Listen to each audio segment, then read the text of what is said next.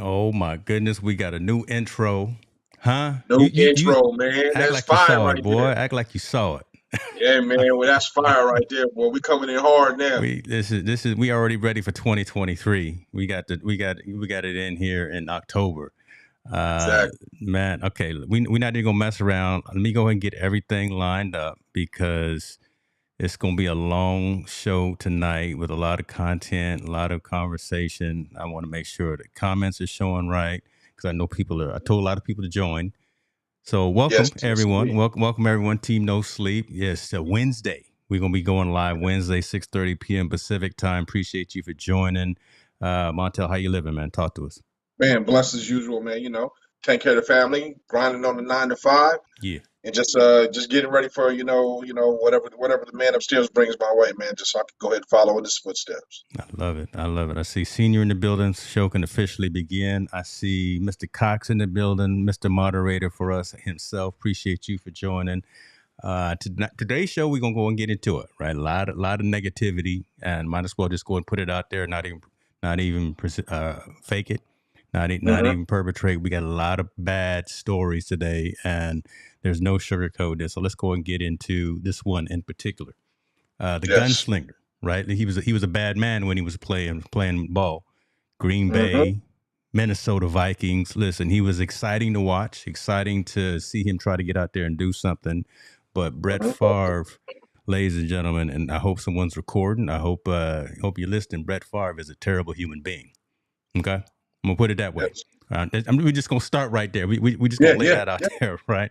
yeah. Uh, Absolutely, absolutely. I'm going to tell you why we feel in this way. So there is a program in Mississippi for helping welfare recipients, for helping people and families in need, for helping folks who are down and out on their luck, whatever the case may be, for helping children, helping families. The government has created this program, supplied some funds, supplied some money, supplied some resources to this welfare program. Uh, the money is distributed via some politicians, and Brett Favre, through his influence, through his who he was, and his stature in society, he was able to work closely with some politicians to uh, rub on somebody's shoulders, tap them the wrong way, and say, you know what, I know this money was supposed to go here, but my daughter, listen, she's playing volleyball, and the volleyball squad needs a new court. My daughter is playing sports, and at her school they need some new facilities. So let me get a few $100,000 for volleyball facilities and for some new football facilities. This right here is being at the crux. That's the story right there, right? I'm just paraphrasing right now. I'm gonna put the link so folks can get into it as well. But just if you know that right there, if you know that there were some welfare programs in Mississippi that were designed to support folks that were in need, and you've got this man of influence who is talking to politicians because he's got them in his Rolodex and in his phone, and said, no, let's deviate some of that money that was supposed to go to these kids and to these families, but let's give it to my daughter's school so they can have top tier volleyball and football facilities. That's a terrible man right there. Montel, tell the folks a little bit about this. I'm going to scroll through the story right here so folks can also see some Um, context. But what do you think about this when you first saw this story? When you first saw this story, not now, but when you first saw this yeah. story, what did you think? When I first saw the story, my reaction was like, I can't believe this. We also got to think, Mississippi was in a state of emergency with drinking water, just in Yes. Jackson. But that money could have been allotted to or given to. This person, like you said, he uses power of influence and his connections up in the government office and the people that have influence for them to help deviate millions of dollars to donate for a volleyball court and football facilities when Brett Favre has the money himself in his pocket. He could have used his own money if he wanted to give them that much money. I can't help but thinking, and I'm going off kind of with Shannon Sharp because I watched it a little bit when Yeah. his partake on it. I can't believe if this was and I'm talking about any man of color that somehow finagled government out of $5 million to donate to anywhere, he would have been first publicly crucified, if not criminally charged, taking that money away. That's Yeah. my first thought about everything. I don't understand why Brett Favre is getting the pass because he can throw a football. Just because you can throw a football and you win a Super Bowl does not make you a great human being or a person of character. This dude's, I'm gonna be frank, he's an asshole. Yeah. So doing it. So and I want to go off of that, right? Because again, the story that I picked up right here, right now more and more stories about the man's character are coming out, right? It's not that he's just stealing money now from children and from babies and from families. We're starting to see more about the content of his character, and we're seeing some reports that, listen, just the way that he treated people in general, the way that he treated women in general while he was, again, in the spotlight and in that era of influence, being that starting quarterback, he was just not a good dude at all, right? He just treated people not with respect and things of that nature. So this is who he is. Now it's starting to come out who he is. Yeah, he's an asshole that used his position of power to do the things that he wants, and it hasn't changed since he's retired. Mm-hmm. He's using his position of power and his status to get what he wants, and that's the definition. That's just his definition of an ass. You know what I mean? He's a guy that's using because he could throw a football and he was famous in order to influence people who want to take away money from those that need it, especially with that water crisis. I mean, those people went weeks without clean water. And this guy's going to go ahead and take money from a fund to build a volleyball court for Southern Miss. I think that's what makes this. I think that's what makes this more painful for us, right? Because we talked about the whole water issue right there. Yeah. In the same state at the exact same time when that should have been headline news, when there should have been folks helping Deion Sanders, look for facilities for his team while they were trying to get ready to play their game, and all of that stuff, doing it the right way. Why are we finding out that Brett Favre took the money from the TANF fund, the Temporary Assistance for Needy Families fund, right, that was supposed to go to help some of those folks that were in need, but instead took it and deviated that to a volleyball field and to some football facilities? Why does he have access to take any money at all? Like, that's my problem. And I mean, don't get me, Brett Favre's not the only ass in this story. It's the person that I allowed to get in the funds as well, who was ever the governor or senator or whatnot. Yeah. He's an ass, too, for being able to do that, scratching his back. That would be Governor Phil Bryant right here, ladies and gentlemen. Phil Bryant. So that tells me right now they don't care about the citizens of Mississippi. They don't care. And everyone gets pissed off when they talk about there's two Americas. There's that America, and then there's poor people America. Poor people America, this is how they get treated. Things that are supposed to be done for them, things that are supposed to be allocated to help them out, to get them out of their situation, or to assist them through their situation. These types of things or white-collar crimes always take place, and it gets swept under the rug. Brett Favre has been in this situation. This story's been out, 3 weeks now? Yeah. 2 or 3 weeks? And not yet has it been the headline of any sports center. So let's talk about that too, right? So let's talk about that. And I've got the headline right now. Hey, with I see a Jim Fusion. Appreciate you being here, man. He says it's all wrong. He should be in jail. Completely agree. Absolutely. Why is it that this man is stealing over $5 million? He didn't take all the $5 million himself, right, and put it in his pocket or put it in his daughter's school. But why is this man, who is, again, man, he's not a role model, but could have been kind of influential in the eyes of a lot of folks. Why are we not talking about him, but instead we're talking about Colin. We're talking about other things. And when I say Colin Kaepernick, we talk about Michael Vick, right?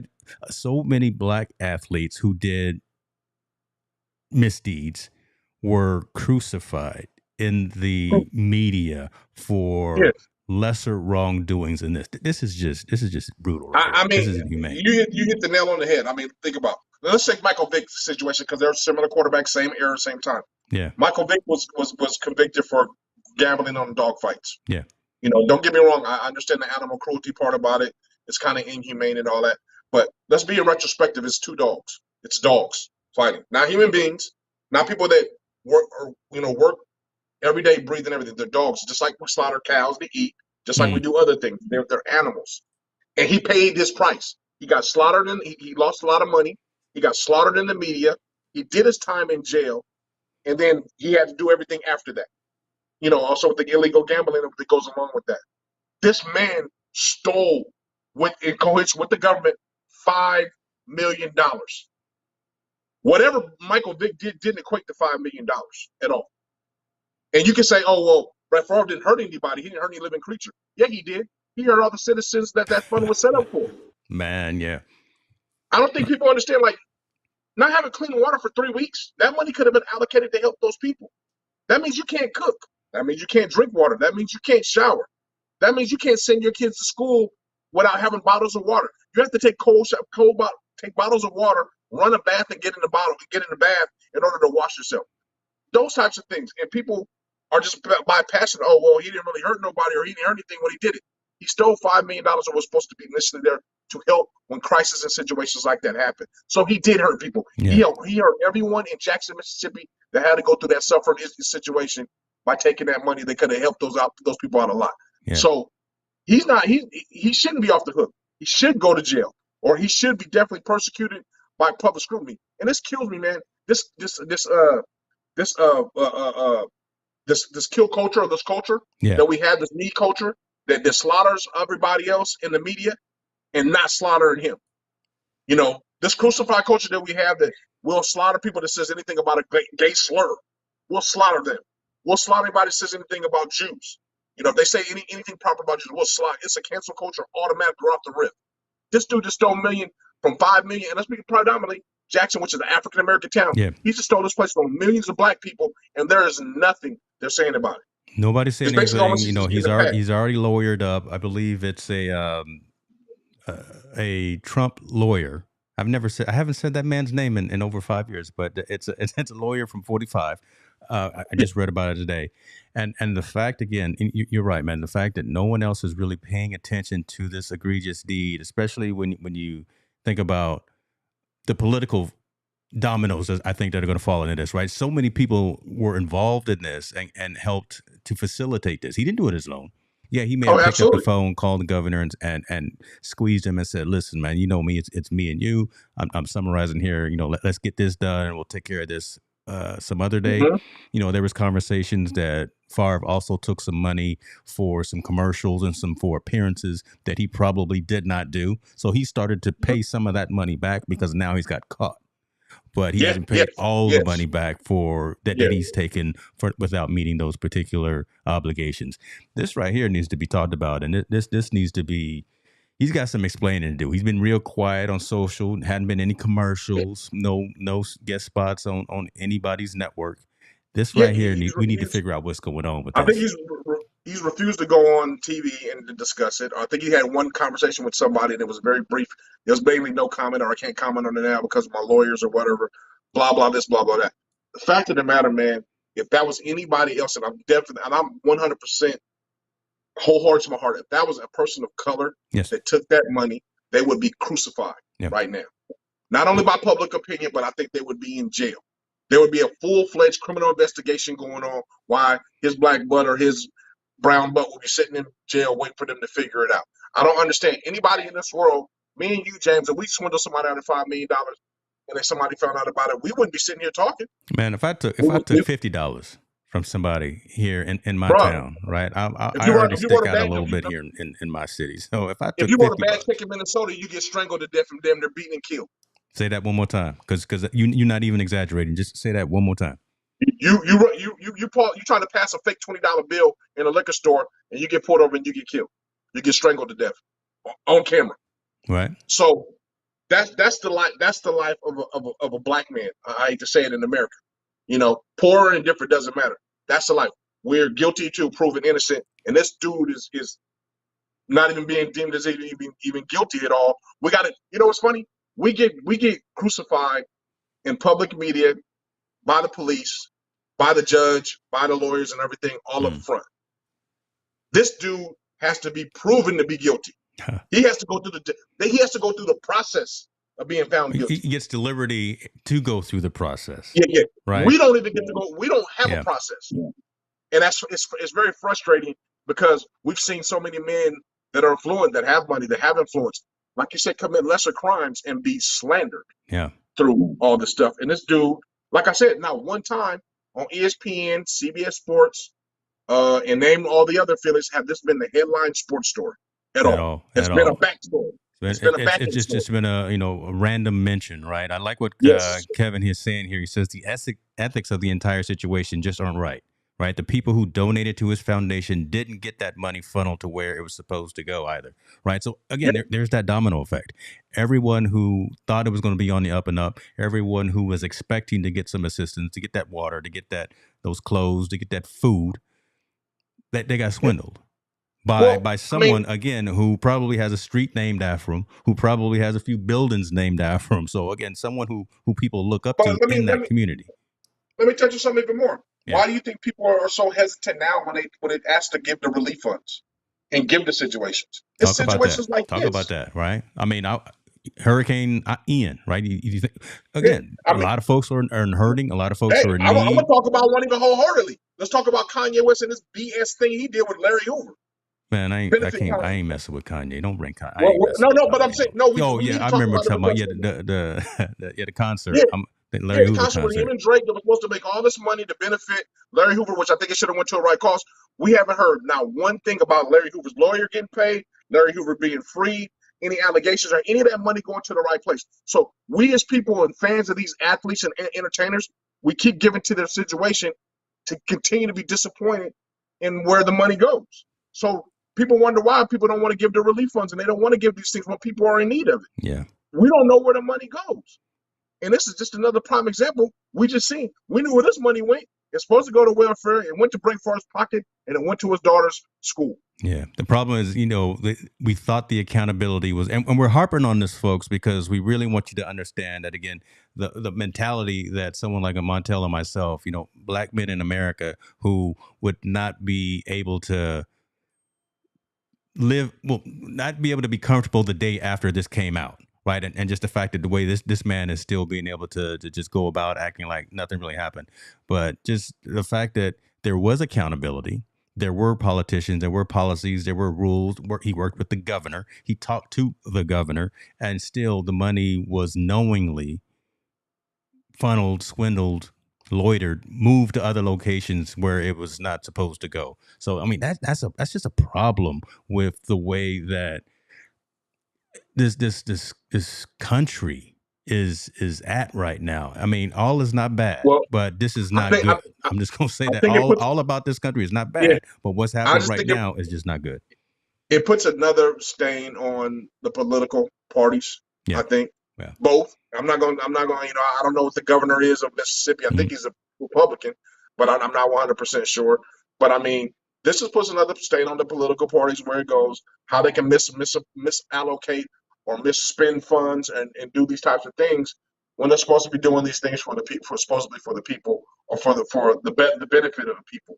And for a politician to use his relations with a superstar athlete, to do whatever he's going to do, that pisses me off. And the fact of the matter is, Brett Favre either has that money that he could have done out of his own pocket to his daughter's school, or he could have raised that money outside of that funding to get the money for that school.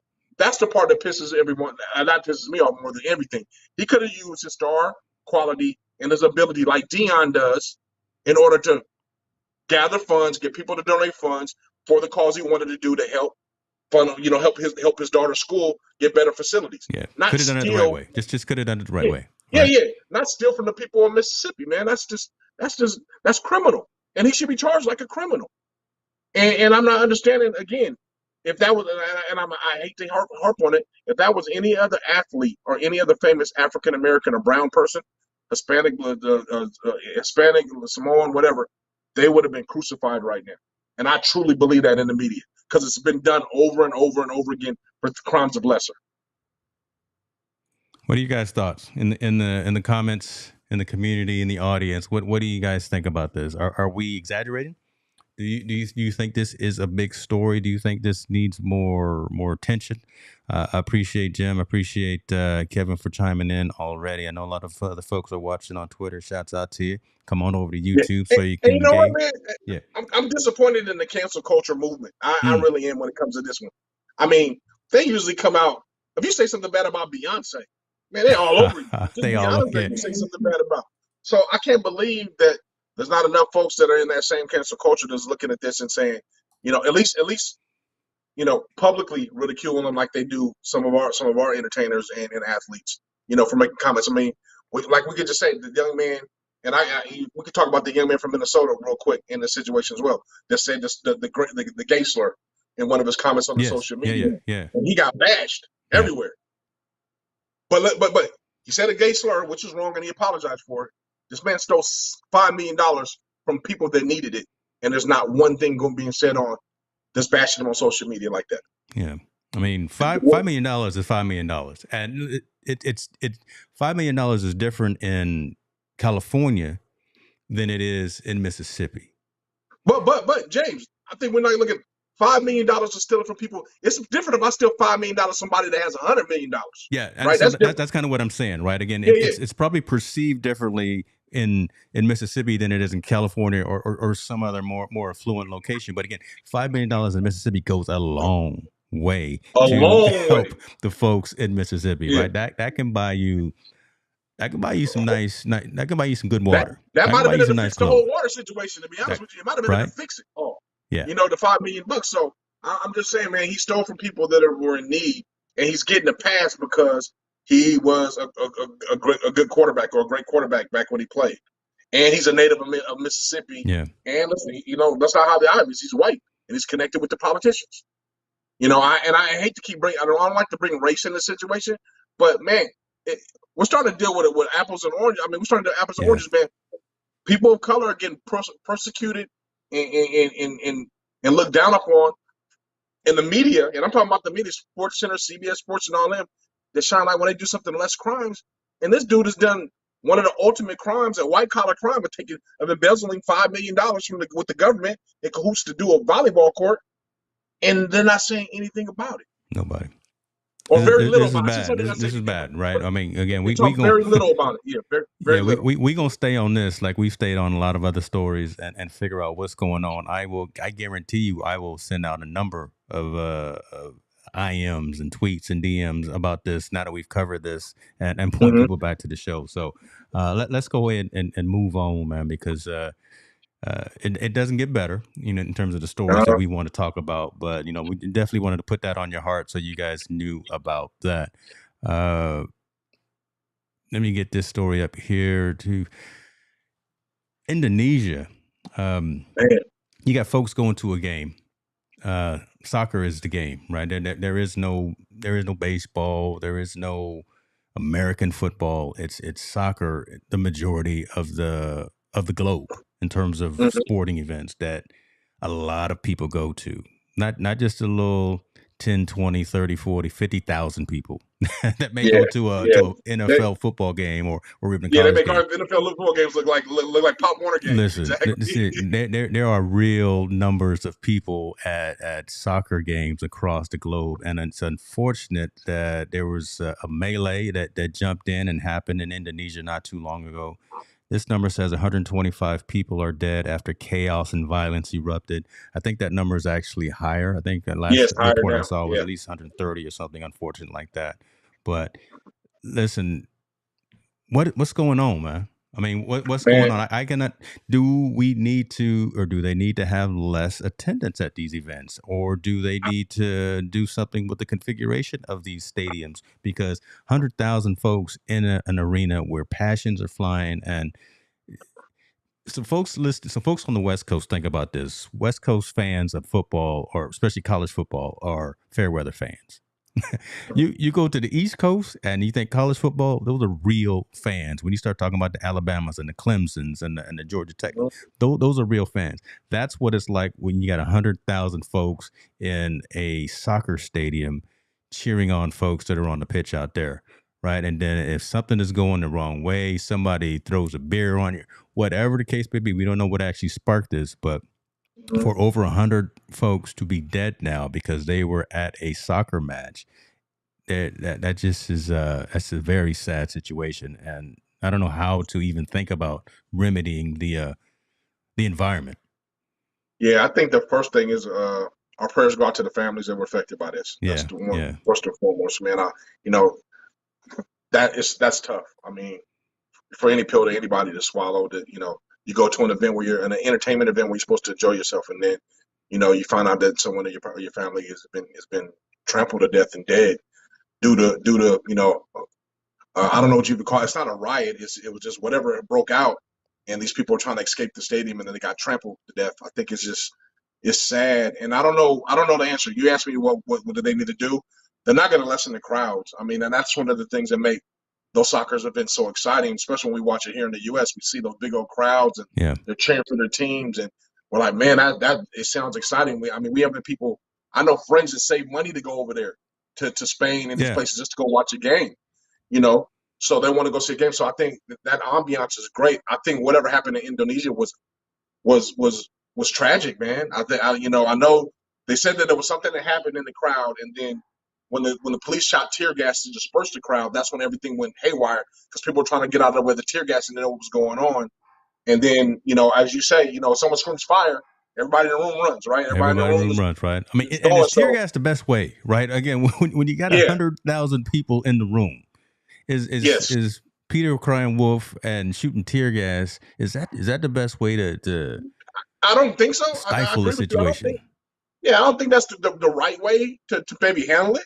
Yeah. But also, we're not in those police shoes, man. You got to think. Yeah. Okay. It's maybe 100 of you guys monitoring the game over with 100. I mean, it's one for every 10,000 fans. There's one police officer. So you don't know. I'm pretty sure it's pretty chaotic what's going on.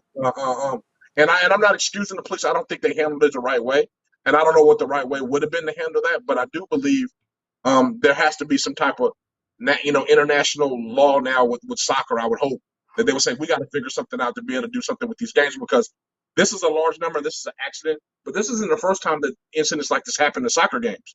We've heard of people being crushed or things like this. Certain other situations happen in other countries as well. And again, it's unfortunate. It's unfortunate that it happens. And I mean, I don't know enough about watching international soccer or being a security person or something like that, or how to disperse that. It would be great if we had your buddy that's from the Seattle Seahawks, maybe be able to explain a little bit more on how this one happened and how this could have been resolved or how this could have been, deviated. Yeah. But man, all I can say is my heart goes out to these families and friends of the people, the victims. Not only the victims that were killed, but also the victims that were hurt. I know there was over 300 or 400 people that were hurt in this situation as well. I mean, man, no one deserves that, man. I feel really bad for what happened. Yeah, I mean, and you're right. Maybe I'll ask Ron Little to come in and talk about, because again, he does with all the crowd control, crowd management for some large events, but again, how to disperse something, especially like this, that's already broken out, right? What's the best way to counter that, kind of alleviate folks being trampled? Just open up all the doors. I don't know. Open up all the doors, just let everybody out, as opposed to certain things like that. I mean, when you see something like this, right? Youngsters getting hurt, because no one expects to go to a sporting event like this and be injured. No one expects to go to a concert and it not to be the fun that you paid for. But when something like this breaks off, it's just it's horrifying, man. Think about it. Yeah, man. I mean, like I said, I know people from the U.S. that travel to these countries to go watch some of these soccer games and want to be a part of that experience. And did you see things like this, man? It's kind of, I don't want to say it puts a sour taste in my mouth, but it's just damaging, man. It's really heartbreaking. And I mean, again, we talk about it before. People we have to be really careful when we go to public places now. Abroad or domestic as well. We got to be really careful because these kind of situations happen. And I know this wasn't meant to happen. I'm sure whatever happened, it wasn't meant to happen. And again, police, I don't know if they handled it right or not. But man, the fact that it just happens. Yeah, it's really just heart-wrenching. Yeah, and listen, I've been to, obviously not to this stature, this level, but I've been to some soccer matches here with the Republic FC up in Sacramento here, and the mood is the mood is high. I mean, folks are into their game, into their teams. There's a lot of commotion. Vuvuzelas are being blown. Right, there's a lot of stuff happening, and if something was to jump off, I'm always looking for exits all the time, to be honest with you, just from my history and my background. But man, you just don't know what you would do if you were in that particular type of a situation with your loved one. Listen, my dad is on the line right now. I was at the the California State Fair about, I don't know, 10, 12, 15 years ago with my family, my wife, my two kids, and my parents. We were walking around. It was late at night, and I get, he could sense something was. I could sense something was about to jump off. Right. Mm-hmm. I immediately kind of moved everyone to uh, out of the danger because I could sense someone was Yeah. about to jump off. And literally, I tell you what, 2 minutes later, some teenagers got to scrapping, and it got ridiculous. It got out of hand. I'm lifting my kids up over barricades and getting them out of the way because it turned into a melee, and that obviously wasn't 150 or so thousand people. But again, when you're in those situations, you don't have room to move. It's tough to try to I mean, to move and put try yourself to in be. the fans' perspective, man, it's got to be like you said, literally scary. I mean, I've been in a situation, in the club situation, Yeah, that someone threw tear yeah, gas in there, and we all tried to get out. yeah, And that was, no one died, thank God. But everybody was jumping out. I mean, myself, I jumped over the bar to another bar and got myself out of there. yeah, So and you got to think, you're already in a hostile situation because you don't know, and then there's the unknown, then there's a danger area, then there's tear gas being dispersed everywhere. So all you do is you go off the instinct what you can do and panic. You panic and you try to run. If you have family, you try to protect your family. yeah, If you're by yourself or with other adults, you try to run and get out. Um, I can only imagine the fear. You know what I'm saying? The fear they had because they don't know what's going on. Remember, you don't know what's going on. Is there a bomb in the stadium? yeah, Is there, we're in that day and age, right? We're in that day and age. Is there a yeah. bomb in the stadium? Is there a sniper in the stadium? So no one knows what's going on. That's how you react. That situation right there can easily happen in the United States. Yes, I, definitely. I promise you, Yeah. go in a movie theater, a crowded movie theater, and drop four or five firecrackers and see what happens. It's not going to be a good look for anybody. It's not gonna be pretty. It's not going to be a good look for. You're gonna be Listen, people man. trampling each other because then they're gonna think it's somebody in here shooting, right? They're gonna think somebody's sniping somebody, and everybody's gonna panic and try to get out of here. I think we're you gotta have that air of caution when you're in there. But I mean, again, no one knows when this is gonna happen, man. That's that incident right there, man, is so sad. And I don't, it's heavy on my heart because what if you put yourself in, what do you do? Mm-hmm. What do? You can't just sit there, right? Things are going on. Your mind is racing. You don't know what's going on. You're trying to get out of the situation, and tear gas is being flung. People are moving everywhere. It's just been real chaotic. So I hope the governing bodies of international soccer figure something out, what to do. But I don't think it's going to be any time in the near future. I really don't. I mean, I don't know how they it's can hurt. unfortunate. Hopefully, everyone gets together, kind of collaborates, and says, we can do better somehow. I'm not smart enough to know the answer to that, but Yeah. hopefully, the folks that live this and do this every single day figure something out. Mr. Tony Davis, see you in the building, man. Appreciate you for joining, man. You always bring some great value as well. Let's go ahead and move into some football conversations here. Let's move into and not good football conversation. My Steelers are terrible, so we're not even gonna go into that. We're not gonna talk about all of that activity, but we are gonna talk about concussion protocol. We are gonna talk about why you still playing when you're not right. Right? When you get hit one game, we know you're not right. The doctor knows you're not right, but let you play anyway. And the next game, you get hit again. You get rocked. You fall so hard that everyone, even folks that aren't football fans, even folks that don't know anything about blocking, don't know anything about how to hit somebody, how to tackle. When we saw Tua get into that fencing position, that defensive type of emotion after he got hit during the game, knew that he should not have been playing.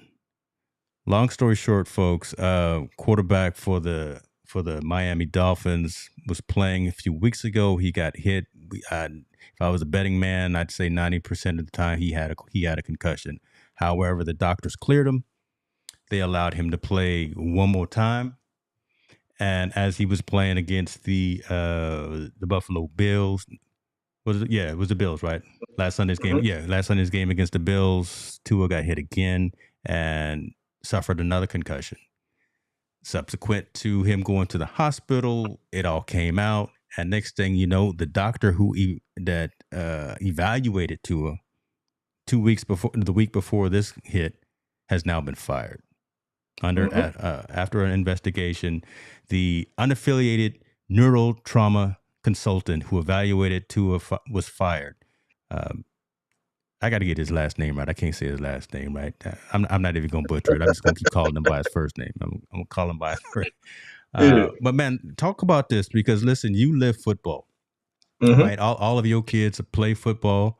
You coach, you mentor the youngsters and the amateurs, things of that nature. But talk about, the mental piece first, right? Well, the medical piece first, right? Here this doctor is allowing Tua to still play when he evaluated him and knowing that he wasn't. Come on, I'm not even assuming. I'm not even going to say alleged. Yeah. I'm not going to say assuming. This neuro trauma consultant knew this man had a concussion and still let him go out there and play. I mean, from my perspective, first of all, let's hope Tua a speedy recovery. But in all honesty, man, and I'm gonna talk about what you said, but all honesty, Tua needs to sue the Dolphins. He needs to sue that doctor. He needs to sue the NFL, because what happened to him is a possibly career ending. He was misdiagnosed, or I shouldn't say misdiagnosed. He wasn't diagnosed correctly, and since he wasn't diagnosed correctly, they allowed him to play again in a short week, from Sunday to Thursday. He played on a Thursday night, and he ends up getting a second concussion that we don't know what the ramifications that can be. And the part of that he got his concussion in is the back of his head. So we know kind of what happens in the part of the front lobe, because that's where you usually hit. That part is where they say the deterioration and stuff like that comes, and you get all these different symptoms from the concussion. Very rare do you get them in the back of the head. He has two in the back of his head. So we don't know what this is going to cause as far as long term for Tua. And that's number one.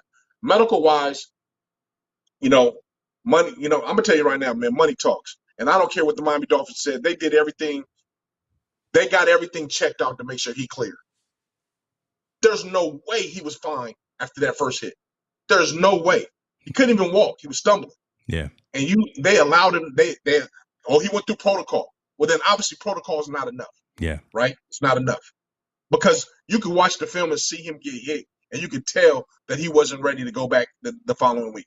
Yet, money talks. Miami Dolphins, we need to win. We need our starting quarterback.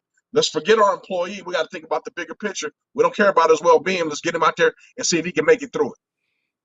Couldn't make it through it. Now look at him. Now I'm not saying his career is over. He's in the career, but he's definitely in a situation where they got to reevaluate him and make sure he's okay before he can step back on the field again.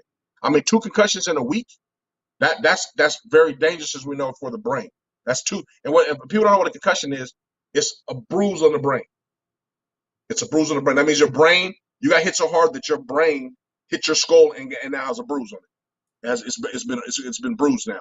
So we don't know, and if anyone has a bruise, think about when you bruise your shin, or you bruise your forearm, or you bruise your hand. And you go first is swelling, right? It's painful and it's swelling. Then you have the purple, right? The purple comes out because the blood is there.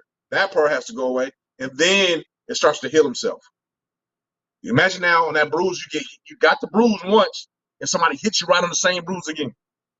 How much more painful that is. How much more time that swelling's gonna get. How much time that's gonna heal. I think that has to be what's going on. And I know that from the medical standpoint now with the NFL, there's gonna be a new protocol in place. They have to be. They know it. It was seen last on TV what happened.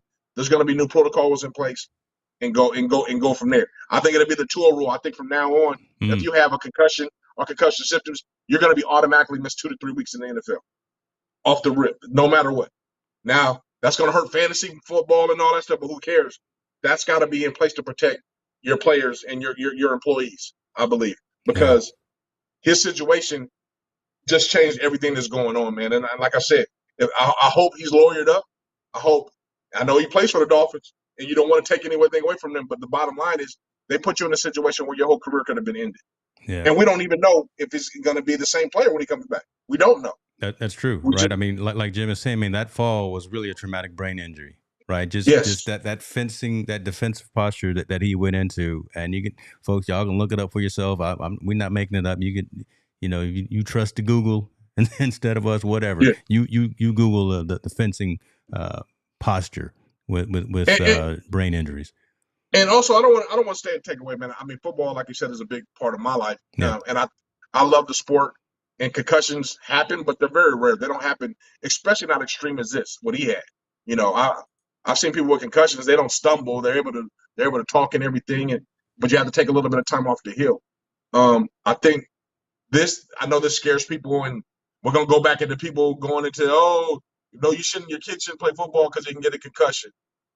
The way Tua fell, you could get that if you fall off a skateboard. Yeah. Right? He fell and he lost all control and he hit the back of his head. Yeah. On both accounts. He didn't get hit where he was running into somebody and it was a collision and he got a concussion. He got the concussion because he fell, which you could do falling off the curb. You could do that playing basketball. You could do that playing soccer. So I hope this doesn't alarm people like, I don't want my kids to play football because he's in concussion. The way he fell was more so than the blow he took. And I want people to, if they watch the replay, that's what they need to look at. The way he fell. Yeah. That can happen in anything you do. But the fact of the matter is they let him play again after he fell like that. That's where it is, right? And that's where the controversy even is now with Coach. Yeah. Right? Yeah. Mm-hmm. Right, because Coach McDaniel is being questioned about his leadership in terms of listening to Tua saying, I'm okay, I'm all right. You heard what the neuro consultant said. Let me put me back in, Coach, and just again the whole protocol, the whole process, the whole evaluation process of when they put you underneath the blue tent. What does that mean? What's going on under the tent? I think like I seen an interview with Mike McDaniel today, or I heard someone they interviewed him today, and he was talking about that. He said he feels bad. He wouldn't never, they said that political stuff. I wouldn't put him in danger. But he said that he had the conversation with Tua throughout the week. And, after he passed protocol, they were having in-depth conversations. And he said he had all his memory. He didn't have any memory loss. He didn't have any symptoms of what was going on or whatnot. But my thing is, you're not a doctor. You're a coach. Mm-hmm. So you shouldn't, you're a coach and you wanted to play, but you shouldn't be allowed to make that call and have that influence on what medical says. And even though medical cleared him, we looked at it. We watched the hit. We knew it was wrong. I'm not going to show it, because no one wants to see that, man. I'm not gonna, but everyone, who saw it cringe. You can search online if you want to see it. You can't be cleared. Yeah, you can't be cleared by no doctor at that point. And even if based on the safety of your player, if you cared about him so much, right? Because I think that the scenario was like this: if that was your child, would you let your child play? Wow. If your child took a hit like that week, would you say, okay, he's okay to go again and play next week? Man. And I guarantee you, out of all the 30 head coaches in the NFL, the answer would be no. There is no way he's going to get back out there and play right now, no matter how tough you think he is or what he's going to do. They wouldn't do it because, one, we're starting to understand the long-term effects of concussion, and two, something like that, we already know it has times to heal. Not like you can't play after you have a concussion. Once it heals, like you have any other injury, you can go back and play. Exactly. But the fact that his was so soon, like I said, if you get a bruise and imagine somebody hit you right back on that bruise again 1 week later, you would be like, oh my God, it swelled up again. All those things, the pain comes back again and everything like that. I think that's the problem. And I do think McDaniel needs to be held accountable as well. You're not the doctor. And if you saw that hit, he should have been like, I think we need to see somebody else. Yeah. Maybe he cleared him, but I think we need to see somebody else because even though he cleared him, I need to make sure that he's A-okay. Yeah, he's my guy. I need to make sure that he's all right to get back out here. Yeah. And this is the question I also asked: Would they do that to Tom Brady? That happened to Tom Brady? Like would they force Tom Brady to get back out there right after 1 week? I think not. Would they force Aaron Rodgers to get back out there in 1 week? I don't think so. If Aaron Rodgers took a hit like that, we're going to take every precaution to make sure it's A-okay before we put him back on the field. Tom Brady, we're going to take every precaution to make sure he's okay before we put him back on the field. Yeah, that's true. So, man, I hate to say it, man, I hate to say it, but they use the players of color like they treat them like animals almost. Like, hey, get back out there. Little Tuskegee action going on, you think? Yeah, I don't know if it's Tuskegee. I don't want to go that far, but they don't have the same proper care for them sometimes as they do the other athletes. So we already know this on other sports we talked about. They don't. I'm going to say we went deep into that, right? The whole lawsuits against traumatic brain injuries, and the fact that for folks who don't know or don't remember, black athletes were tested and graded on a different scale, on a lower mental capacity scale when it comes to, are you actually having traumatic brain injury? And they actually finally got that lawsuit overturned to whereas everyone is equal when it comes to do you have traumatic brain issues from playing from getting hit. But I'm saying they'll put us in those situations more so than others. Yeah. Like, okay, hey, you hurt. We know you went through this. Let's go. And I say that because, again, I don't think they will put other players, and especially your quarterback, your franchise or your team. You don't throw them in that. You won't throw them in that. If Josh Allen had that same hit, I guarantee Josh Allen is not playing the next week. He's sitting down. He's sitting down. He's sitting down, man. You need to make sure you're right. And I don't care who cleared him. I cannot believe the Dolphins organization is that, or wants to pretend they're that naive from watching that hit to say he's going to be okay in 4 days. You can't. No person in this world is going to tell me any different, including the head coach. I don't care if he passed protocol, because and I don't think people understand what protocol is. Protocol is they sit you in a room, they look at your eyes to see if they're dilated, and then they ask you a series of questions. And then they ask you, are you having any blurry vision? Are you having any headaches? That's the protocol. Now, they may do a little bit more in the NFL. They may do a CAT scan or not. I don't think this doctor did. And I don't think they do it on a normal because the CAT scan costs money. So I think they ask questions and ask if they're having any symptoms that there are. Most players are going to say, I don't have symptoms, even if they have them, because they don't want to get off the field. Because they want to keep playing. Yeah. They want to keep out playing. There and play. So I like Tua, but I'm not saying I don't think he's not above the line because he wants to play. He wants to be out on the field. He wants to continue to compete. Now, I believe now this light has been shed on it a little bit with Tua's situation. I hope now they're able to kind of put together a better protocol. But Coach McDaniels, I'm not buying it, man. I'm not buying you selling in front of the camera. I wouldn't do anything to hurt my players and all that, blah, blah, blah. I get it. I don't think you meant for him to get hurt. I really don't think you meant for that. Yeah, there's no malice in the whole thing. Yeah, right. Yeah, nothing was malice, but you put him in harm's way. Even if you felt 1% doubt, you should have been like, nah, we need to go a different direction this week. I just don't trust it. And you can't tell me after witnessing that hit on TV that you can't feel 1% doubt. I don't understand why in 4 days, because remember it was a Sunday. He played on Sunday when he got the first initial, and then he played on Thursday the following week. So in 4 days, you think this young man is healed? Yeah.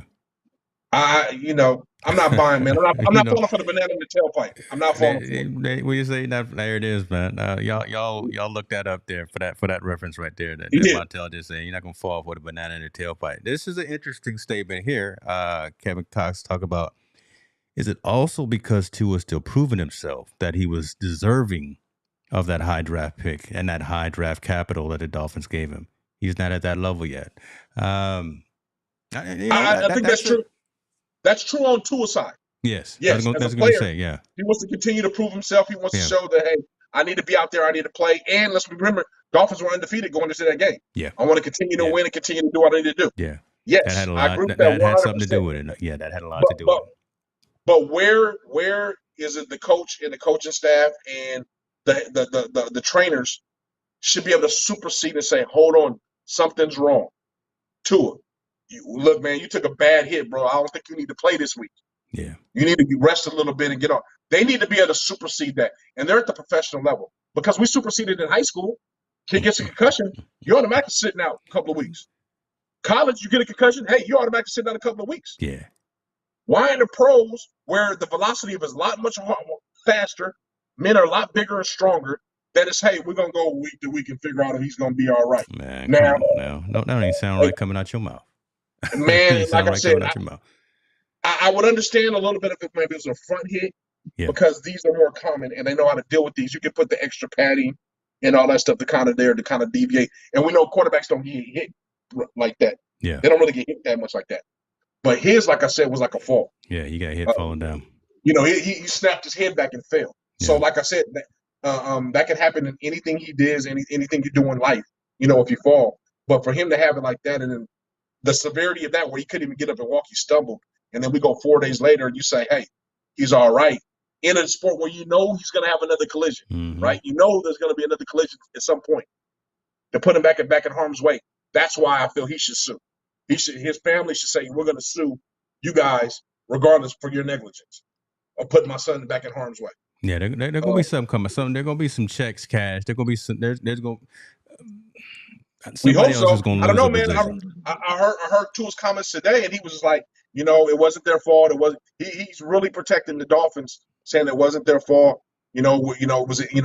Long as the organization's behind me, I'm gonna get better and I'm gonna be ready to go. And I get that because he's a young person and he's not thinking about the long term of his career, what can go on. He's just thinking about, hey, this is a freak accident that happened, it's an injury. But I do believe his family needs to protect him. They need to protect him just in case. Because as we've seen with injuries in professional sports, when you're damaged goods, they throw you away. Ask Isaiah Thomas in the basketball. Ooh. Remember him? He was killing it for Boston. Killing it in the playoffs. He got injured, and they were like, oh, just play through it. Man. He was like, no, I want to stop. They were like, no, play through it. We're going to take care of the end of the season. Man ain't been in the NBA since. He's just been 10-day contracting ever since. Yeah, good man, too. Good man. God, that's a good point. It'll come out because Tua, and we're gonna move on to our next stories, but, Tua's going to be part of the panel of folks that gets interviewed. So we're gonna hear it right from him as well.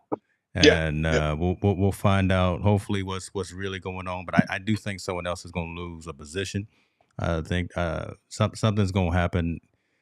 Well, I think the protocol is going to change. I think it's going to change. I think NFL is going to have to mandate protocol regardless. Like, hey, if we think you got a concussion, especially something like that, you're going to be mandatory to sit out 2 weeks or maybe 3 weeks. I don't know what it's going to do. But they're going to have to come up with some protocol. I know NFL Players Association is putting some pressure on the owners to do that, and rightfully so. You got to protect some of these guys. You're paying folks these millions of dollars, $100,000 to go out there and play a game each night, millions of dollars per year. Yeah, you got to protect these folks. 280-pound men running at you downhill. You protect us, man. Protect us. Yep, absolutely. I agree. We got 2 more stories, folks. Stay tuned because listen, we want to get into it. One story is a pro and con. I'm gonna try to pull some scabs and try to find some. I'm gonna ask some questions of Montel, and then we got one that just don't make no sense. But let me throw this up right quick.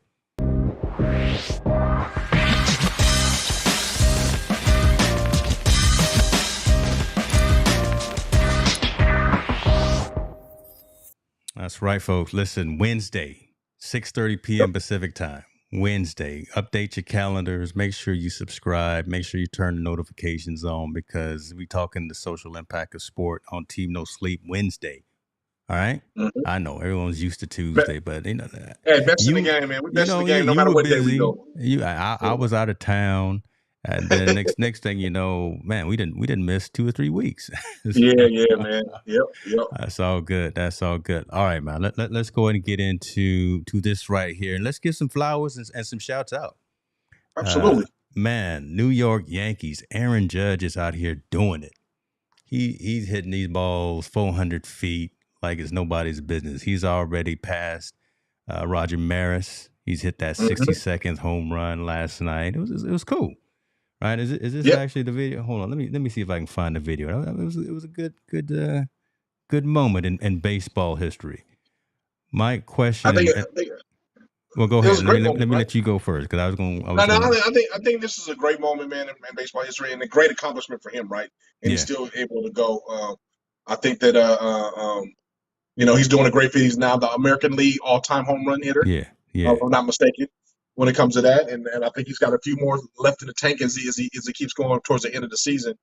I don't like the shade thrown towards Barry Bonds. Okay, you already going there because that's where I was going to go. I don't like the shade towards Barry Bonds and how they say Barry Bonds is asterisk and this guy's the true home run guy. I'm not buying it. They can keep all those comments to themselves. But I do believe Aaron Judge belongs his name up there. And one of the great hitters with the Bonds, McGuires, Sosa's. Ken Griffey Jr. and this brother right here is doing big things. I just think that it's great for baseball, man. Baseball needs an injection, man. They need it, especially on that side of American League. Yeah. Over here we got the Dodgers and the Padres and everybody over here killing it. And back on the on the AL, they struggling, right? They're struggling to kind of they need some excitement. I mean, Houston keeps beating the mess out of everybody over there. Yeah. The Astros keep Yeah. killing Hey, everybody. shouts out to Dusty Baker out there doing his thing. Yeah. Shouts out to Dusty. Yeah. They need some excitement. I think Aaron Judge is bringing a lot of light to it, and I hope much continued success, man. And I hope he can get the Yankees over that hump. But like I said, when it comes to this home run thing, I don't think nobody touching Barry. They're not touching Barry, and they're not touching McGuire, and they're not touching Sosa and Ken Griffey Jr. I mean, he's and Aaron Judge. He's in that elite thing, and someone's always going to say, "Hey, oh well, back then they were juicing." Well, so were the pitchers. Oh, so were the pitchers. So were the pitchers. So were Roger Clemens. Yeah, okay. So if everybody's juicing, that means everybody's on an even playing field, right? So here's the caveat that I was going to throw just to see what the reaction would be. And I was talking with someone. I was actually talking with Jim's earlier today about this. I think Barry needs to be in the Hall. Oh, I think I used to think Pete Rose need to be in the Hall, but Pete Rose is chock full of crazy. And man, I'm praying for Pete Rose. What's that got to do with his baseball acumen, though? Okay, but listen, man, right now, Pete, I just can't get down with Pete. I even held on to Kanye for a long time, but now I've completely left him go. I've now unfortunately had to leave Pete Rose alone. But Barry needs to be in, and I don't think that there needs to be a special corridor for Astros. I don't think that there needs to be another level of folks for the Sosas, the McGuires, the Clemens, and the Bonds. I think what Barry did, even if he did, and he's never tested positive, and he always said that he didn't, even if he did, he still has to catch that 98-mile-an-hour fastball, and he still has to hit it 400 feet. Yes. Man, listen, that's something. It don't matter how much juice you put in your butt. It doesn't matter how many nights you sit underneath a squat rack and get bigger or whatever the case would be. You still got to catch up to that 98-mile-an-hour fastball, and you still got to push it 400 feet. Only one person can accomplish that right now is Barry. Yeah. Regardless of what they want to say, they can talk. They can say they can try to tarnish anything on his name, and I truly believe Barry's not in the Hall of Fame because of his relationship with the media. Right, who has a vote? Which I don't know why they even have a vote. Yeah, the writers, the baseball writers. The writers, they shouldn't even have a vote, but they have a vote. But his relationship with the media was always, toxic. He didn't really give them too much, and they didn't give him any. They didn't give him a lot of respect or whatnot. But what he says, like juicing doesn't. He said juicing doesn't teach you to hit and doesn't teach you to hand eye. Right? Again, that it just makes you stronger or whatever. I agree with you 100%. But I'm gonna go back like I always tell you, James. Yeah. That era of baseball. That was the one era that you liked. Man, right? Because you don't like baseball, right? If I took you to a ball game, you'd fall asleep in the second. I'll chill, man. I'll chill, but I ask a lot of questions and be like, man, whatever. But that era of baseball, man, was unbelievable. I'm telling you, and I mean, people are watching Aaron Judge, right? So everybody's all this fan Aaron Judge, and they're watching him on ticker on the watch and everything. Imagine that times 4. Remember that was what we was watching. We was watching Barry, McGuire, Sosa, and Ken Griffey Jr.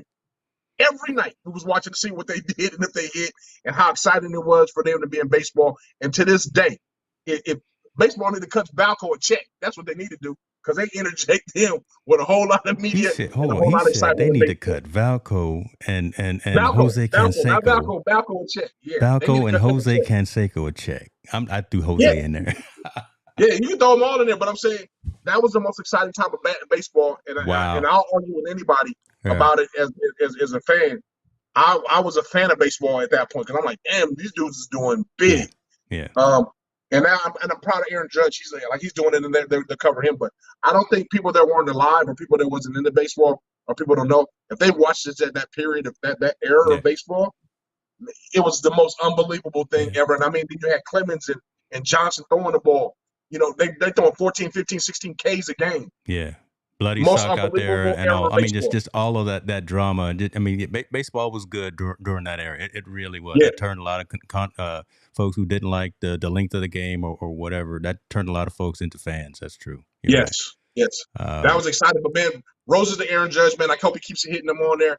Me being a fan of Barry, I hope he doesn't break Barry's record, but I hope he goes and hit as many as he possibly can to get up, to get out there and be the Yankees all-time guy and the American League all-time guy. I don't think he'll do it this year. I don't think he'll get 70 this year. I don't think he'll pass Barry this year. I think maybe in a couple more years, but I think Barry's cool right now. But I got a question for you, though. I got a question for you. Yeah, I got a question for you. So I'm gonna speak. Now, you know how much they hate Barry. You know how much they hate Barry. I'm gonna put out that they hate Barry. Do you not think some of these pitchers are feeding him a little turkey ball out there for him to hit it out to catch Barry Bonds in this era? The Rangers weren't. They actually pitched to him. Okay, let's talk about the other teams. I mean, no, they won't even pitch to him. They won't even throw to him. Yeah. So that is true. That most of the teams that have faced him since he probably got to mid-50s have said, listen, okay, we're not going to intentionally walk him, right? I mean, that'll just cause another ruckus and another riot. But I think some of these other pitchers, some of these other teams are throwing it in. They're mailing it in. They're not That's pitching. What I'm saying. They're not putting all the heat on it, right? They're not throwing them 98 miles an hour. They're throwing it 87. Right? They throw just a little slider to it where his favorite pitch. Come on, man, hit that slider. That right there, because you're a baseball advocate and you really like baseball. That hold on. You know what? That's right. Jim is right. The season. It is October. I don't know what's going on. My kids are gone. I'm in a vulnerable state. I don't know what's going on. That's right. The season is officially over. Oh, it's over. Okay. Well, that's right. I forgot what month it was. Yeah. Yeah. Okay. Well, good, man. But man. I Barry, like you said, Barry deserves to be in there. But Aaron Judge, man. You get to go on that Mount Rushmore as well, man. The way you're doing it this year. Yeah, so he's out there, and he's out there. And what Jim is saying, he thinks the pitchers, they don't want to be that guy tied in history that way, right? The one who threw But no one minds being that 63 to 69. If you're the guy that threw him the home run before he hit the major one to tie the record to beat the record, then we forget about you. That's not that big of a thing. We forget about you. But you don't want to be 71. Listen, next year or you don't want to be that pitcher. You don't want to be that guy. Everybody else is all good. Yeah, absolutely. Man, well, we'll see how it comes out. It's going to be fun to watch. Hopefully it continues. Mr. Fuse here is a big Atlanta Braves fan, so congratulations to the Braves for doing what they needed to do to get into the postseason. We'll see how that all works out for everyone. I'm not even going to try to call it. I'm just watching the games and enjoying what's happening, but we'll see how that all starts shaking out. Maybe I'll make a prediction in a week or so. This is the best time of baseball right now. I can tell you that much. This is the only time you watch baseball. It's the only time I'm gonna catch some highlights. Exactly. Now it's playoff time. Yep. I'm not inviting you to a Dodgers or a Padres. I go to a Dodgers game. I want to eat the fat hot dogs. There it is. Chill. Chill. I go to that, but I mean, and I've been to the Padres games and I've been to the Boston Red Sox games, which that was probably the best experience I've ever had with baseball. The Boston Red Sox. That was awesome. I'm not against baseball, man. It's just not as entertaining to me as the other sports. So I don't flow with too much. 9 innings is a long time. 3 hours is a long time. But we'll talk. I won't pivot. I won't deviate too much. Let's go ahead and get locked back in. Let's get focused. We're going to save this particular story for next week, and the story is about the Pro Bowl, the NFL Pro Bowl, and the fact that NFL has decided not to do the Pro Bowl anymore, and that's probably the smartest decision that they've made in a number of years. So we're going to dissect into that next week, and we want folks to definitely join in with that. But this story right here is just, let's see, energy at a playoff game is off the chart. Yeah, I love it. That's true. This story right here, River Valley High School football team is not playing anymore. River Valley High School football team has had to cancel their season because I hope some of my Facebook folks are watching right now, because I saw one of them actually make a post about this where she's experienced something similar to this. The headline here is California High School cancels football season after athletes filmed a staged slave auction prank. Let that soak in, just right there, right? Let that soak in right there. This is dated October 2nd, the year 2022. This is not 69, 65, or 90. This is October 3 2nd, days ago. 2020. This is today, right? What is happening is that students participated in a skit to pretend that they were having an auction.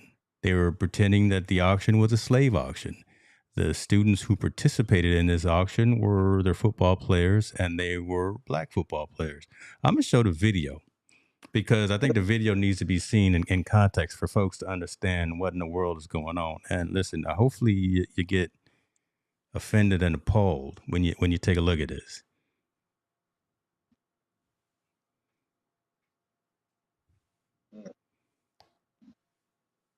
So in class, you see three young black men with nooses around their neck, stripped down to their underwear in front of class. Folks are making fun of them. Folks are acting like they're selling these gentlemen. This is October 2nd, 2022. These are leaders in the social aspect of their school. The football players, right? When you play football in high school, listen, you big man on campus. You're not supposed to be participating in things of this nature, but this is what's happened here in California right now. Man, this is brutal. I'm having a hard time continuing to watch this, but I think again, just need folks to see what is happening, and this has been shared on social media because I think other students had a problem with this as well. But that's not why it was shared. It was shared because folks thought it was funny. That's why everyone's in this room. That's why everyone's participating. But I think a small minority of folks realize that, you know what, this ain't right. I'm letting you let me know when you want to chime in. I don't know. I know I'm getting warm in here. I'm getting hot. I'm actually stalling, hoping that some of the folks are grasping what's going on. And you're right, man. Just wow on this, right? Yeah. What would prompt the black kids to participate is an excellent question, Tallboy. Right? How can a young black man who today, right, who is astute and aware of all the things that are happening in and around their community, their society, and just that it's keeping us down from succeeding. How can someone contribute to this type of reckless behavior and think that it's funny, think that it's smart, think that it's cute, think that it's did I just see the teacher in there too? Hold on. I know I didn't just see an adult in there. Hold on. Let's let this play one more time. No, that's what? This is in the this is in the locker room. Yeah. This is in the locker room. Look at him. Okay. You got some you got white kids, you got some Hispanic kids, you got some Asian kids. So it's a multicultural environment. All that's up there being auctioned off. Or three black kids. Man, go. I can't talk about this. Keep going. Go ahead. I'm gonna go. There's two ways that I'm very upset about this, and Tallboy hit on it before. Like those three young men that was put in that position to do that prank, whether they volunteered or was forced or whatnot. I don't know why there was no fist swinging. You know what I mean? Or where's the upperclassmen? You know, where's the senior African American kids to help defend them if they're younger? You know, that part really irks me, man, because we're in a day in a society of knowledge, right? We're in the informational age, correct? Yeah. You know, we know we can get any information we want that's going on.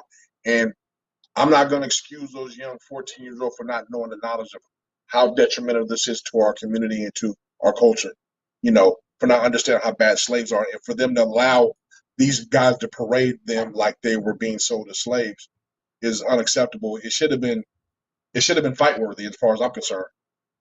Yeah. Yeah, absolutely. You're right, Cowboy. Yeah, you know the history of slavery. This is way unacceptable. So this is insulting, man, to everybody there. So I'm pissed off at them for one.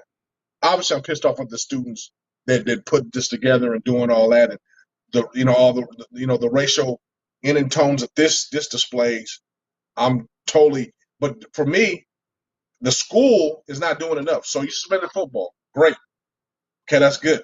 Why aren't you expelling those kids? Yeah, What? I'm not down with just education, No, honest, open discussions and instructions around hell racism, as the no. story says. I mean, that's No not days off. enough right there. You That's you not mean to enough tell right me there. I just said we're in the damn information. You Yeah, mean to tell me these kids that are 14, 15, 16 don't know enough about racism and don't enough about know about black history and all that stuff? And if you don't know, you know that that's wrong. yeah. We've known that's wrong since I've been knowing it's been wrong since I've been born, and my white friends have been knowing it's been wrong since I've known them since they were young, since Mm-hmm. 5 years old. Well, my white friend, oh no, I'm not doing that. Not even So gonna try it. I'm not going. Yeah, I'm not that honest. That open and dialogue, education stuff. That's all BS for the school to give. They should be expelled because let me give you a thing. Will they hold up some Jewish students and put a swastika on there and say we're gonna Come on now. see where they want to go to which concentration camp they're going to? You know why they won't do that? Because they know that school will be in an uproar. That school will be shut down in 5 minutes. They would cry. They would have a freaking a riot at that school trying to close that school down if they did anything that's anti-Semitic like that. So why is it okay for them to say we want to display these young black men as slaves, but yet if they did it the opposite and said we were going to do Jewish kids and have them up there, and I'm going to wear swastika, I'm going to see what we're going to auction off to see what concentration camp they go to. There would be a freaking uproar, and there's not enough uproar for this. And I guarantee if they did that, all those kids will be suspended. Yeah. But yet we're just going to have an open dialogue about it. That's BS, man. Let me ask you this, because again, this is definitely gonna get heated, and I hope folks continue to have this chime in. Right, this is definitely gonna be heated. I love this caveat that Tallboy put in. Be more mad at the black kids unless they were forced. Were they willing participants in this? Were they, again, you think again that these are football players, they're varsity football players, they're the big men on campus. They kind of are the ones who back in the day would be bullying, taking lunch money from all the other underclassmen.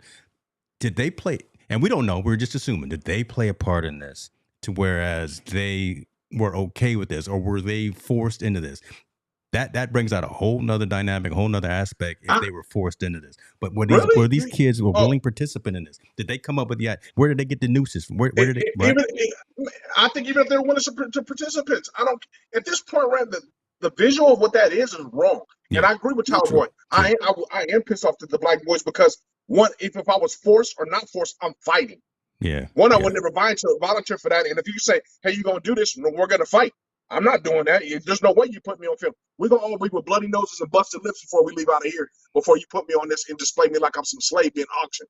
So that part right there, I am pissed off at them if they volunteered. And if they didn't volunteer, how come they didn't fight their way out of it?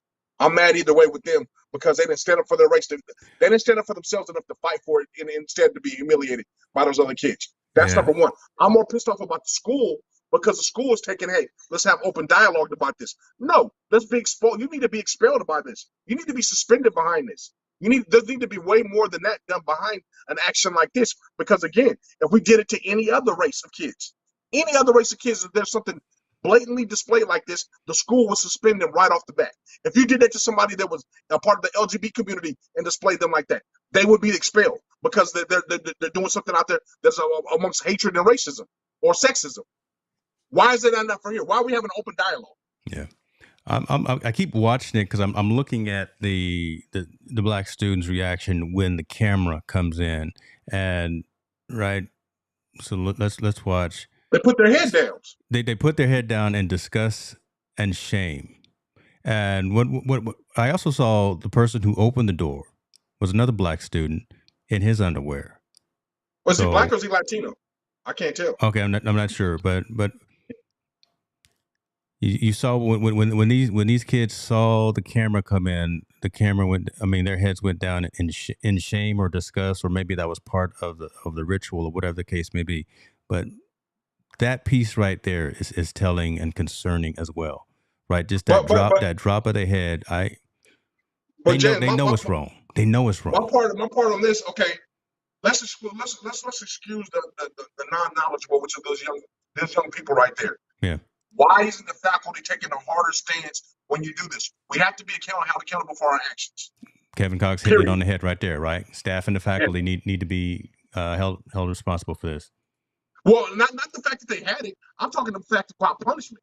This is after the fact. We got to discuss after the fact. Why are they not held? Why are these kids held to be expelled or suspended or both, to be honest with you. Because Yeah. I'm telling you right now, they're in high school. They've learned something about slavery at this point. My daughter's a freshman in high school. She's learning about slavery right now. They've learned something about slavery and they know it's bad, whether it's been a little bit or a lot. You know it's wrong. Just like it's wrong to insult Jews about the Holocaust. It's wrong to insult Asians about when they were coming over here, when they reported over here. It's wrong to say anything bad about people that are LGBTQ. Yeah. Why are these kids saying we're having an open dialogue about that's your punishment, about this is wrong? They know it's wrong. They're They not know it's stupid. wrong. They know it's and listen. So I'm gonna talk a little bit about why this is affecting me, even just a little bit more. Not just because my wife works in education and she helps to try to alleviate and try to fix and try to address a lot of these types of issues. But Tallboy's asking, this in Southern California? No, man. This is right here in Yuba City. This is down the road from me. Right. Mhm. This is 20 minutes away from my house. So this is in my neck of the woods. These are students affected by this disgraceful behavior in my neighborhood, in my sphere of influence. So this is not right, and this is an issue that cannot be tolerated. Cher Jones is in the building. Appreciate you for joining. Let me throw this up here. Agree that the punishment must be severe, but expulsion is not the answer. In addition to typical punishment, they all need an active and significant school community service project that requires research, active volunteering in racialized communities, and develop something that results in mindset transformation. And the answer that I respectfully That's disagree. the right answer. That's the right answer. Right? That's the politically correct answer. Yeah, you know what I'm saying. I'm gonna say that's the right answer, and I appreciate you for jumping in. Yeah, yeah, man, and like I said, this ain't right. I just respectfully disagree. Yeah. I think expulsion is because we have kids that do things that are less severe and less degrading than that, and they get expelled from school. So why are these young people or these young men that should know better, and I do believe know better, should get off of that? Now I know expulsion is a big thing on their record, but just like African American kids have to be accountable for their situations and things they do in the neighborhood or back in the hood or back in lower income situations, these kids in Feather River or wherever they're from need to be accountable for their situations. Period. The punishment right now does not fit the crime, and suspension is not enough because they go back to the same environment, same situation, same thing go back in. And I hate to say it, when people when they go around the same environment, a leopard doesn't change its spots. It goes back to the same ways they're going to be. And we already know, I agree with her about teaching a racial thing, about racial insensitivity and all those good things. But again, when they go home, we don't know what they're taught. We don't know if that mentality is at home. We don't know where that mentality goes from. And we know that mentality does supersede itself when it gets back around their friends. Right? I can go to counseling all I want.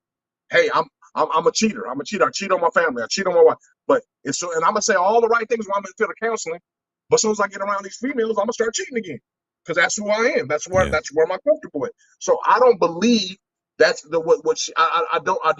I just respectfully disagree that I don't think that that's just enough. Suspending them is not enough. They need to understand this is not going to be tolerated ever. Not the kids are going to need to understand, and their families need to understand it. This is not going to be tolerated. And if you do this in this school, in this environment, you are going to be expelled. We're away from suspension. Suspension to detention. That stuff's over with. Yeah, you crossed the line. You crossed the line way too far. This is something worthy of literally making a case out of and making an example of, right? I mean, these kids need to be removed from counseling is a piece of it, maybe. Education to the administration, to the teachers, to the staff is a piece of it. Everyone who is around filming, laughing, joking, and participating, they need to have a conversation done with them as well. Hold the parents responsible. That's a very interesting point as well, right? I mean, if it comes out that the black students were a willing participant in this, and then like your question was, if they help set all this up, man, come on. Expel them too. You and I both have black mothers. Yeah. don't let a black mother find out, and I putting race in it because it is race. Yeah. But don't let a black mother find out that you, as a teenager, participated in a fake slave auction. Man, come on. I agree, James. I 100% agree. I think if their parents see that, Those black families, shit, I would hope they would come down on Yeah. those kids Yeah. like no other. And if you volunteer as well, you need to be expelled as well. If those Yeah. 3 black kids were volunteering to be a part of the escape, Yeah. you need to be expelled as well because you helped them put that visual out there of something that we all know that is wrong. And again, we're not in the stage era where somebody just says a hearsay. This is on social media. That means it's never going nowhere. It's going to be out there forever. Yeah. That these young men, these young hit people, the world immediately right when it happened. And again, this is a story from 2 days ago. Yep. So again, punishment fit the crime, and unfortunately, this is an extreme crime. Again, as far as the visuals out there in the school, it needs to have an extreme punishment. Because I guarantee, if you expel those kids, I bet you the next generation won't do it, or their friends won't do it again. Their parents will be accountable now because they have to find their kid another school. Now we have some situation has to go on onto your actions. Mm-hmm. Because again, if situations happen in inner city schools, they severely punish those kids. Whether it's right or wrong, they severely punish them. If something like this was to happen, I believe in the inner city, I think it would be swooped on big, tall, and furious. Right? I think it would be furious that people would do. If this happened in Atlanta, I guarantee people's heads would roll. People would be outraged. Yeah, just kind of like you said right here, right? You go to the you go to hood, be unacceptable. I'm not. But I'm I not. don't think So Yuba City is Yuba City's not like Yuba City's not San Diego. Yuba City's not Sacramento. Not Roseville. It's a small town. Yeah, it's more of a small town. But again, that's obviously not an excuse. That's not any.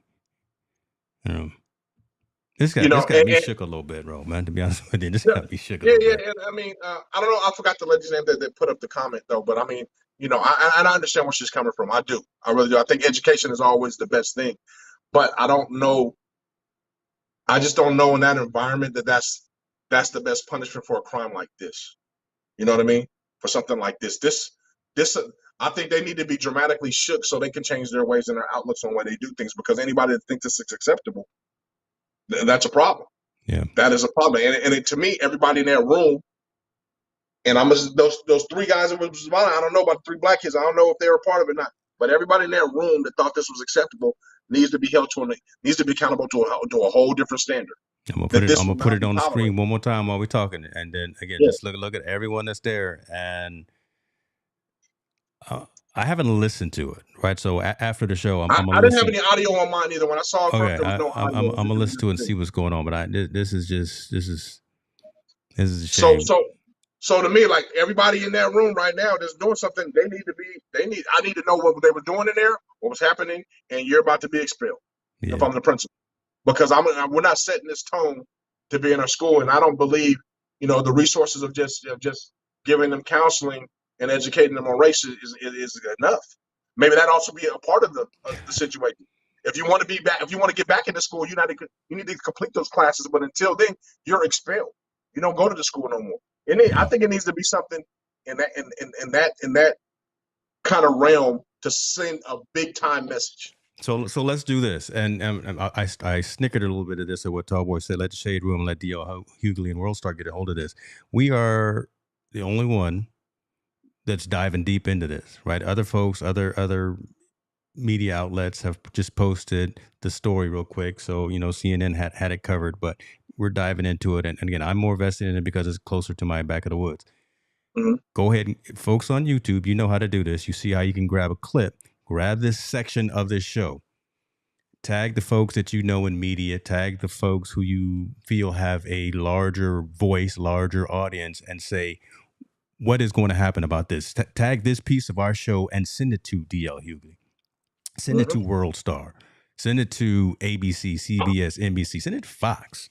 Send it to somebody because this whole thing needs to be exposed and needs to be talked about. And we need to figure out, again, why in the world, October 2nd, 2022, in Yuba City, California, we got 3 black kids being fake auctioned off in the men's locker room.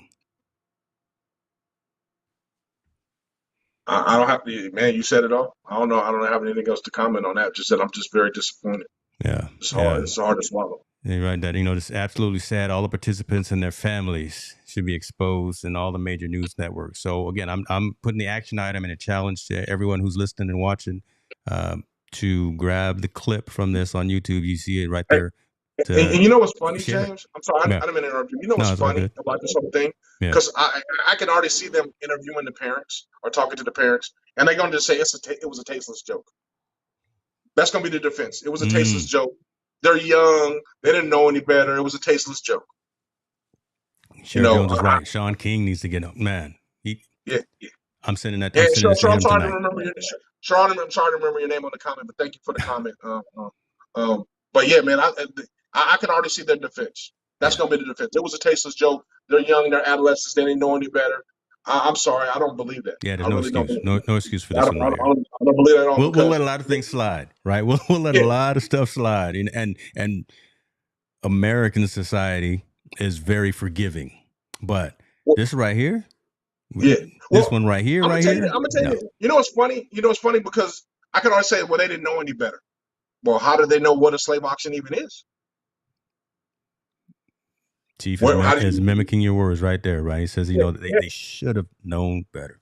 Come on, man. But I mean, this is. But you already know when you're in the corner and you're in trouble, you're gonna lie and say everything to get your way out of it, right? Especially when you're young. Yeah. You tell any story, you're gonna say, "Hey, we were just having fun. We da da da da da." The parents are going to side with them. I'm sure some parents already seen this. Oh, he was just a bad joke. Blah blah blah blah. I'm sorry, that's inexcusable because you know what? People don't have the privilege to make a bad joke about LGBT. People don't have privilege to make a bad joke about the Jewish and the Holocaust. Yeah. Tiffany Haddish and Aries Spears made a bad joke about pedophiles, and they almost got canceled by their whole business. You don't have the privilege to make bad jokes about sensitive situations anymore, especially something like this. So whether you're adult or teenager, you need to be accountable for it because everybody else that we've seen that these situations happen, it's been a very hard punishment or severe punishment that goes upon them. I don't feel these kids' situation any different. Now, I will say, do they need to be educated? Do they need to do sensitive training? Get into registration? Yes. But they need to do that on contention if they want to come back to that school. Otherwise, you are expelled. Yeah. I'm gonna put this on. Listen, we put everything out here. We talk about it, and I'm gonna have to, and I know Montel is as well, gonna have to respectfully disagree with you, man. We're gonna have to respectfully disagree with you. Just some young brothers having fun in your eyes, man. This is not one of those times that's funny, right? This is one of those times that actually cuts at the core of any accomplishment, of any progress, especially for the African American experience. So yeah, this is there's nothing light about this situation. So we're gonna have to respectfully agree or disagree. But I wanted to put your comment up there because you are an active member of the community. We appreciate you for coming in, and glad that you actually, if you felt that way, that you felt comfortable putting it out there. But yeah, I'm just gonna say we have to respectfully disagree on that sentiment right there. So that being said, I want to be cognizant of everyone's time, and we're not gonna continue to drive this into the dirt.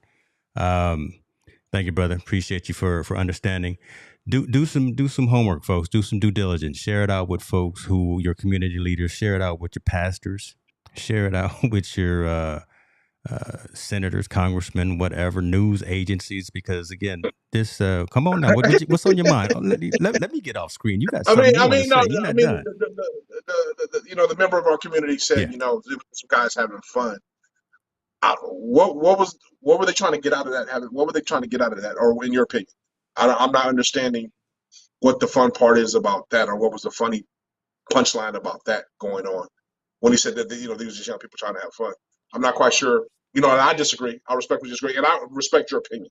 Please don't. I'm not personally attacking you, but I'm not quite sure what was the laugh they tried to get out of, what were they trying to get out of doing something like this? Because we've all seen the movies, we've all seen the slave movies, we've all seen Django, we've all seen those things, and we know how sensitive, how detrimental something like this and that visual hurts, the Black community and that culture.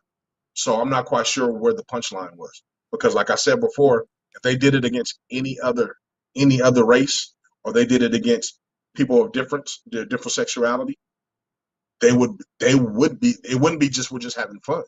Yeah. They would be crucified. Yeah. People would be wanting their heads and be very angry at them And I don't know why when it comes to slavery and Three Little Black Boys that, hey, they were just having some young men just having fun. So I just want some clarification if you can comment on that. Yeah, and I want to see through your lens. I Yeah. really want to see through your lens of how you're looking at it, and maybe I can learn something from it that I'm not seeing.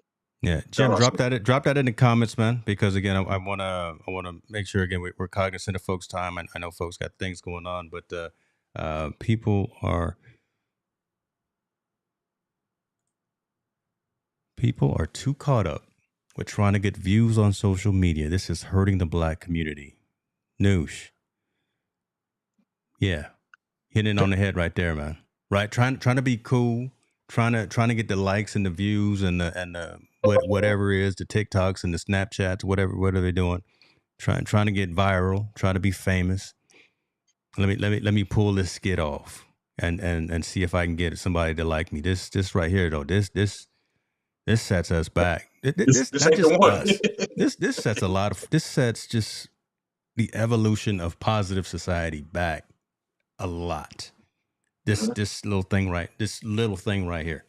This 10 seconds worth of video. Who knows what else happened outside of what we saw captured on social media. Yeah, man, it's just not a good look. It's not a good look. I'm through. Let's continue to be diligent though. Let's continue to bring these stories. That's what we do. Social impact of sport. We didn't talk about one score. we didn't talk about we didn't talk about what's going on. Is anybody playing tonight? I don't know what's going on, but we get serious here.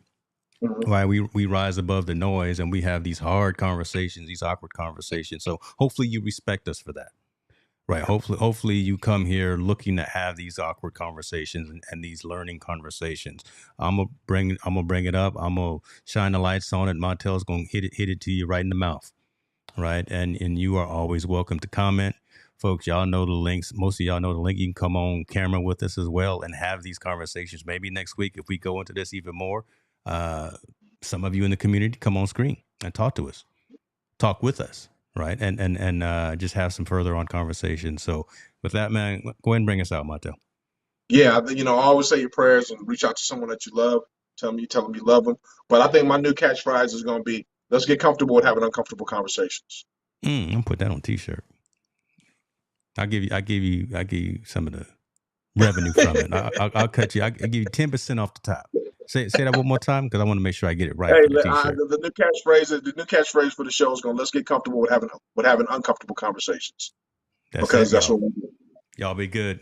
Appreciate you for everything. Community, y'all stay up. Share this out to folks, man, because this is real talk. We out.